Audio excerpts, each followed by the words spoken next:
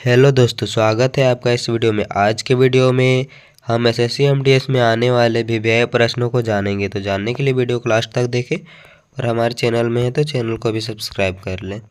तो चलिए बिना लेट किए हुए पहला प्रश्न को करते हैं।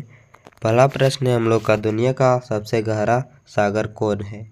बताना है दुनिया का सबसे गहरा सागर कौन है। तो ऑप्शन ए में हिंद महासागर, ऑप्शन बी में अटलांटिक महासागर, ऑप्शन सी में प्रशांत महासागर, ऑप्शन डी में अरब सागर। तो इसका राइट आंसर हो जाएगा option C is a correct answer, प्रशांत महासागर। दुनिया का सबसे गहरा सागर कौन है? तो प्रशांत महासागर है। Option C is a correct answer. फिर है अगला प्रश्न, राज्यसभा के एक सदस्य का कार्यकाल कितना होता है? बताना है राज्यसभा के एक सदस्य का कार्यकाल कितना होता है। ऑप्शन ए में 5 ईयर्स, ऑप्शन बी में 4 ईयर्स, ऑप्शन सी में 2 ईयर्स, ऑप्शन डी में 6 ईयर्स। तो इसका करेक्ट आंसर हो जाएगा option number D is a correct answer, 6 year. Rajya Sabha का एक सदस्य का कार्य 6 साल होता है। फिर अगला प्रश्न हम लोग का, अंतर्राष्ट्रीय न्यायालय के अध्यक्ष नियुक्त किए जाने वाले पहले भारतीय कौन थे? बताना है अंतर्राष्ट्रीय न्यायालय के अध्यक्ष नियुक्त किए जाने वाले पहले भारतीय कौन थे? तो ऑप्शन ए में है नागेंद्र सिंह, ऑप्शन बी में भगत सिंह, ऑप्शन सी में डॉक्टर हरदयाल, ऑप्शन डी में इनमें से कोई नहीं। तो इसका करेक्ट आंसर हो जाएगा option A is a correct answer, Nagendra Singh. फिर अगला प्रश्न हम लोग का, कौन सा दिन मानव अधिकार दिवस के रूप में मनाया जाता है? बताना है कौन सा दिन मानव अधिकार दिवस मनाया जाता है। तो ऑप्शन ए में 24 अक्टूबर, ऑप्शन बी में 4 जुलाई, ऑप्शन सी में 10 सितंबर, ऑप्शन डी में इनमें से कोई नहीं। तो इसका करेक्ट आंसर हो जाएगा option C is correct answer, 10 दिसंबर को मानव दिवस मनाया जाता है। फिर अगला प्रश्न हम लोग का 5 नंबर। अगला प्रश्न है, भारत की सबसे बड़ी बहुउद्देशीय नदी घाटी परियोजना है? बताना है भारत की सबसे बड़ी बहुउद्देशीय नदी घाटी परियोजना कौन है? तो ऑप्शन ए में हीराकुंड, ऑप्शन बी में भाखरा नागल, ऑप्शन सी में दामोदर घाटी, ऑप्शन डी में इनमें से कोई नहीं। तो इसका करेक्ट आंसर हो जाएगा 5 का बी, भाखरा नागल है भारत की सबसे बड़ी बहुउद्देशीय नदी। फिर है अगला प्रश्न, सांची स्तूप किस राज्य में स्थित है? बताना है सांची स्तूप किस राज्य में स्थित है? बताना है ऑप्शन ए में मध्य प्रदेश, ऑप्शन बी में उत्तर प्रदेश, ऑप्शन सी में बिहार, ऑप्शन डी में महाराष्ट्र। तो इसका करेक्ट आंसर हो जाएगा 6 का option A is correct answer, Madhya Pradesh. Sanchi स्तूप मध्य प्रदेश में स्थित है। फिर अगला प्रश्न हम लोग का, ईच वन टीच वन कार्यक्रम किससे संबंधित है? बताना है ईच वन टीच वन कार्यक्रम किससे संबंधित है। तो ऑप्शन ए में प्रौढ़ शिक्षा, ऑप्शन बी में नियमित शिक्षा, ऑप्शन सी में अनौपचारिक शिक्षा, ऑप्शन डी में है जागृत नागरिक। तो 7 का करेक्ट आंसर हो जाएगा हम लोग का option A is correct answer, प्रौढ़ शिक्षा। ईच वन टीच वन प्रौढ़ शिक्षा से संबंधित है। फिर अगला प्रश्न हम लोग का, भारत और पाकिस्तान के बीच शिमला संधि पर हस्ताक्षर कब किए गए हैं? बताना है शिमला संधि पर हस्ताक्षर कब हुआ था। ऑप्शन ए में 1955, ऑप्शन बी में 1971, ऑप्शन सी में 1962, ऑप्शन डी में 1972। तो इसका करेक्ट आंसर हो जाएगा 8 का option D is correct answer, 1972 में भारत और पाकिस्तान के बीच शिमला संधि पर हस्ताक्षर 1972 में किया गया था। फिर अगला प्रश्न हम लोग का, महानदी कहाँ से निकलती है? बताना है महानदी कहाँ से निकलती है। ऑप्शन ए में रायपुर, ऑप्शन बी में पटना, ऑप्शन सी में उज्जैन, ऑप्शन डी में देहरादून। तो इसका करेक्ट आंसर हो जाएगा 9 नंबर का option A is correct answer, Raipur. Mahanadi Raipur से निकलती है। फिर है अगला प्रश्न, नालंद मंड किसने लिखी थी? बताना है नालंद मंड किसने लिखी थी। तो ऑप्शन ए में है ऑप्शन ए में बंकिम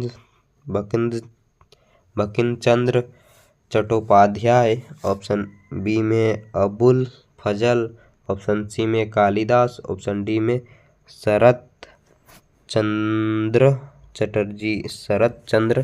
चटर्जी। तो इसका करेक्ट आंसर हो जाएगा 10 नंबर का option A is correct answer. Bankim Chandra Chattopadhyay ने आनंद मंडल लिखी थी। फिर अगला प्रश्न हम लोग का, मेघदूत के लेखक हैं, बताना है मेघदूत के लेखक कौन है। ऑप्शन ए में कालिदास, ऑप्शन ए में, ऑप्शन बी में तुलसीदास, ऑप्शन सी में कौटिल्य, ऑप्शन डी में वेदव्यास। तो 11 का करेक्ट आंसर हो जाएगा option A is correct answer, Kalidas. Meghdoot के लेखक कालिदास हैं। फिर अगला प्रश्न हम लोग का, सौरमंडल का सबसे बड़ा ग्रह कौन है, बताना है। ऑप्शन ए में बृहस्पति, ऑप्शन बी में है मरकरी यानी बुध, ऑप्शन सी में है शुक्र, ऑप्शन डी में इनमें से कोई नहीं। तो इसका करेक्ट आंसर हो जाएगा 12 नंबर का ऑप्शन ए बृहस्पति। सौरमंडल का सबसे बड़ा ग्रह कौन है, जुपिटर है, जुपिटर यानी बृहस्पति। फिर अगला प्रश्न हम लोग का, इनमें से कौन हमारी संसद का हिस्सा नहीं है, बताना इनमें से कौन हमारी संसद का हिस्सा नहीं है। ऑप्शन ए में अध्यक्ष, ऑप्शन बी में लोकसभा, ऑप्शन सी में मुख्य न्यायाधीश, ऑप्शन डी में इनमें से कोई नहीं। तो इसका करेक्ट आंसर हो जाएगा हम लोग का ऑप्शन 13 का option C is correct answer, मुख्य न्यायाधीश। फिर अगला प्रश्न, अशोक ने अपनी आखिरी लड़ाई कहाँ लड़ी थी, बताना है। अशोक ने अपनी आखिरी लड़ाई कहाँ लड़ी थी। तो ऑप्शन ए में है मलाया, ऑप्शन बी में है कलिंग, ऑप्शन सी में है कोची, ऑप्शन डी में इनमें से कोई नहीं। तो इसका करेक्ट आंसर हो जाएगा 14 नंबर का option number B is correct answer, Kalinga में। अशोक ने अपनी आखिरी लड़ाई कलिंग में लड़ा था। फिर अगला प्रश्न हम लोग का, गौतम बुद्ध का जन्म कब हुआ था, बताना है। गौतम बुद्ध का जन्म कब हुआ था। ऑप्शन ए में है 563 BC, ऑप्शन बी में है 472 BC, ऑप्शन सी में 627 BC, ऑप्शन डी में इनमें से कोई नहीं। तो गौतम बुद्ध का जन्म हुआ था 563 BC में, यानी option A is correct answer. फिर अगला प्रश्न हम लोग का, एक युवा स्वस्थ आदमी के दिल की धड़कन की दर क्या होती है, बताना है। एक युवा स्वस्थ आदमी के दिल की धड़कन की दर क्या होती है। तो ऑप्शन ए में 50 टाइम, ऑप्शन ए में 50 टाइम, ऑप्शन बी में 72 टाइम्स, ऑप्शन सी में 108 टाइम्स, ऑप्शन डी में नॉन ऑफ दिस। तो 16 का करेक्ट आंसर हो जाएगा option number B is correct answer, 72 times. एक स्वस्थ आदमी का धड़कन का दर 72 टाइम्स होता है, यानी वो 1 मिनट में 72 बार धड़कता है। फिर अगला प्रश्न हम लोग का, मस्तिष्क का क्या कार्य है, बताना है मस्तिष्क का क्या कार्य है। तो ऑप्शन ए में सोचना, ऑप्शन बी में शरीर का संतुलन बनाए रखना, ऑप्शन बी में है ए एंड बी दोनों, ऑप्शन डी में केवल ए। तो इसका 17 नंबर का करेक्ट आंसर हो जाएगा ऑप्शन नंबर सी, ए और बी दोनों, यानी सोचना भी है और शरीर का संतुलन बनाए रखना भी है मस्तिष्क का काम। फिर अगला प्रश्न हम लोग का, रक्त से शुद्ध होता है, पता ब्लैंक स्पेस में भरना है। रक्त ब्लैंक स्पेस से शुद्ध होता है। ऑप्शन ए में फेफड़े, ऑप्शन बी में हृदय, ऑप्शन सी में गुद्दा, ऑप्शन डी में है उपयुक्त सभी। तो 18 का करेक्ट आंसर हो जाएगा ऑप्शन नंबर डी, उपयुक्त सभी। रक्त ये सभी से शुद्ध होता है। फिर है अगला प्रश्न हम लोग का, तापमान दिखाने के लिए थर्मामीटर में ब्लैंक स्पेस का प्रयोग किया जाता है, इसका प्रयोग किया जाता है, बताना है। तो ऑप्शन ए में है लेड का, ऑप्शन बी में पारा का, ऑप्शन सी में चांदी का, ऑप्शन डी में इनमें से कोई नहीं। तो इसका करेक्ट आंसर हो जाएगा 19 का option number B is correct answer, पारा का। तापमान दिखाने के लिए पारा का उपयोग किया जाता है थर्मामीटर में। फिर है अगला प्रश्न हम लोग का,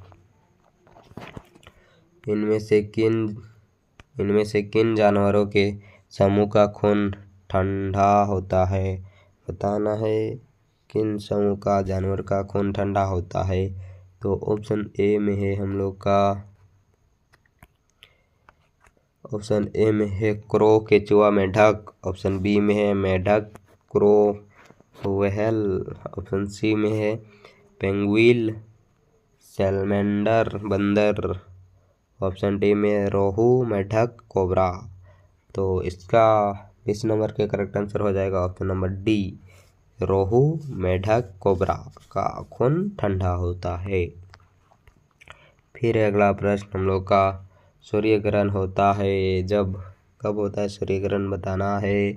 ऑप्शन ए में पृथ्वी सूर्य और चंद्रमा के बीच आती है, ऑप्शन बी में चंद्रमा सूर्य और पृथ्वी के बीच आती है, ऑप्शन सी में संकट के दौरान, ऑप्शन डी में है सूर्य चंद्रमा और पृथ्वी के बीच आती है। सूर्य चंद्रमा और पृथ्वी के बीच आती है तो इसका करेक्ट आंसर हो जाएगा 21 नंबर का option number B is a correct answer. सूर्य ग्रहण चंद्रमा सूर्य और पृथ्वी के बीच आती है, तब होता है सूर्य ग्रहण। फिर अगला प्रश्न हम लोग का, बिजली का अच्छा सुचालक कौन है? बताना है good conductor of electricity.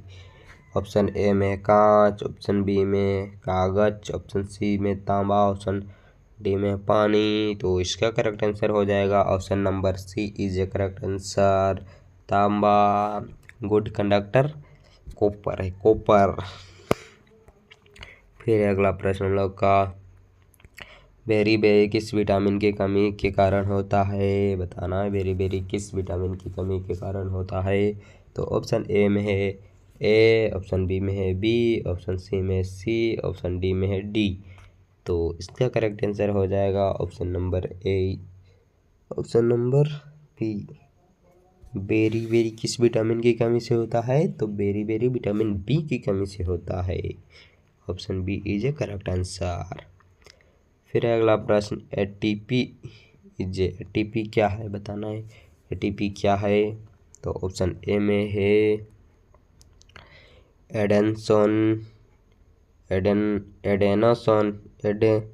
Option A में है एडेनोसिन टेफाफास्ट,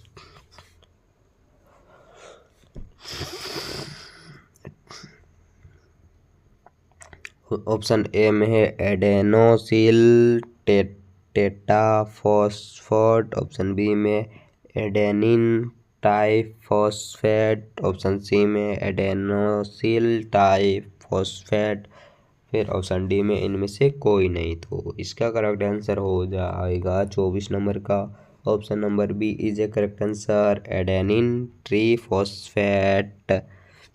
फिर अगला प्रश्न हम लोग का काफ़ी बीबीआई प्रश्न है, सभी को अच्छे से देखते जाइएगा और चैनल में पहली बार होंगे तो चैनल को भी सब्सक्राइब कर लेंगे ताकि अब तक इसी तरह की वीडियो पहुंच सके। फिर अगला प्रश्न हम लोग का, इनमें से कौन सा नियम अर्नस्ट हैकेल द्वारा दिया गया था? बताना है इनमें से कौन सा नियम अर्नस्ट हैकेल द्वारा दिया गया था। ऑप्शन ए में है वंशागति का नियम, ऑप्शन बी में है बायोजेनेटिक का नियम, ऑप्शन सी में प्रभुत्व का नियम, ऑप्शन डी में है लॉ ऑफ सीग्रेशन। तो इसका करेक्ट आंसर हो जाएगा 25 नंबर का option number B is a correct answer, Ernst Haeckel द्वारा बायोजेनेटिक का नियम दिया गया था। तो आज के लिए इतना ही क्वेश्चन। आज हम लोग 25 प्रश्न जानेंगे जो एसएससी एमटीएस में बार बार पूछे जाते हैं, इसलिए